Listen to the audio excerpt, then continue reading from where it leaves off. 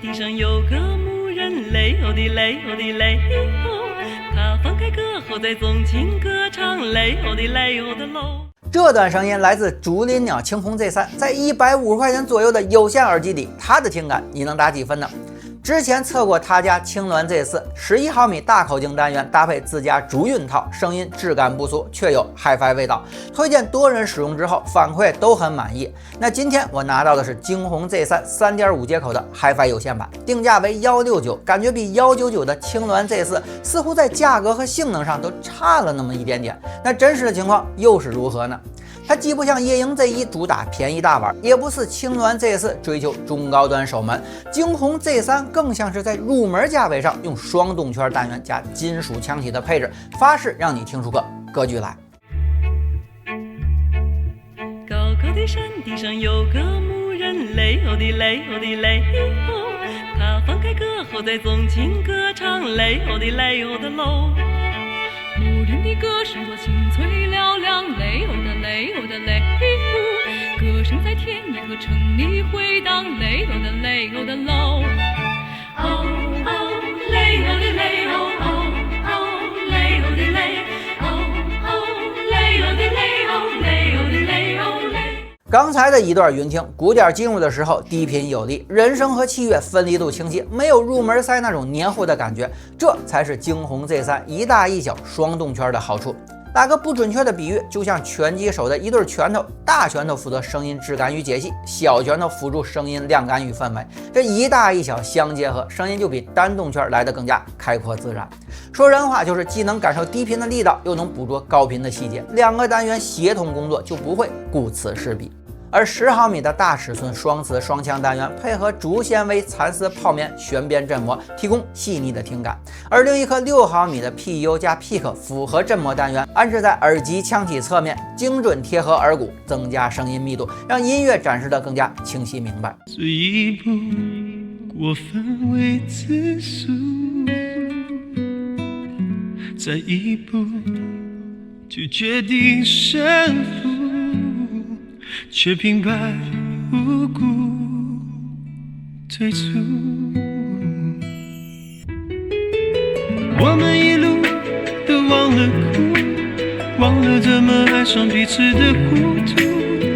没有人会懂得帮助，直到所有于事无补，爱怎么开始都想要结束。为了将两单元塞进耳机腔体里，在设计上就要耗费不少心思。惊鸿 Z3 用上入门塞较少采用的全金属压铸和 CNC 精雕，好处就是金属腔体密度更高，单元之间相互共振少，声音干净清透。而这种高端耳机才会采用的方案，应用在不到150元的惊鸿 Z3 上，可谓是诚意满满。如果你也有耳机需求，那肯定是要拿来试上一试。耳塞套方面，除了均衡和通透之外，还额外有自家开模的竹韵套以及一对惰性海绵套，方便按需调换使用。不同的耳塞套声音也略有不同，这里做了一段云听对比，大家欣赏一下。长一条山，离开台湾100米，风平浪靜，日頭漸漸轉下雨，長一條山，離開台灣200米，風平浪靜，風天風海風腳壁，長一條山。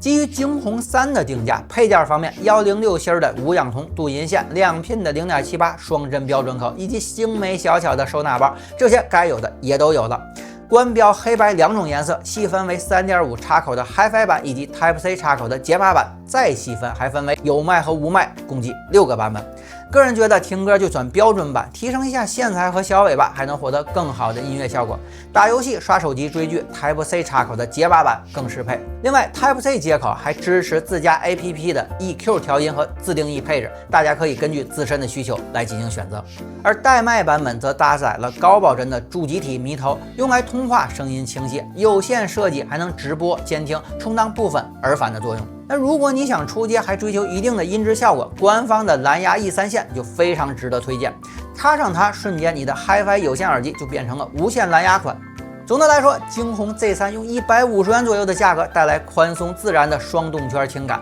全金属腔体也算得上是用心了，外观国风设计也是加分项。另外，他家的夜鹰 Z1 和青鸾 Z4 也都不错。总之，在这个价位区间，他家的性价比确实让我的这几次测评都刷新了新的认知。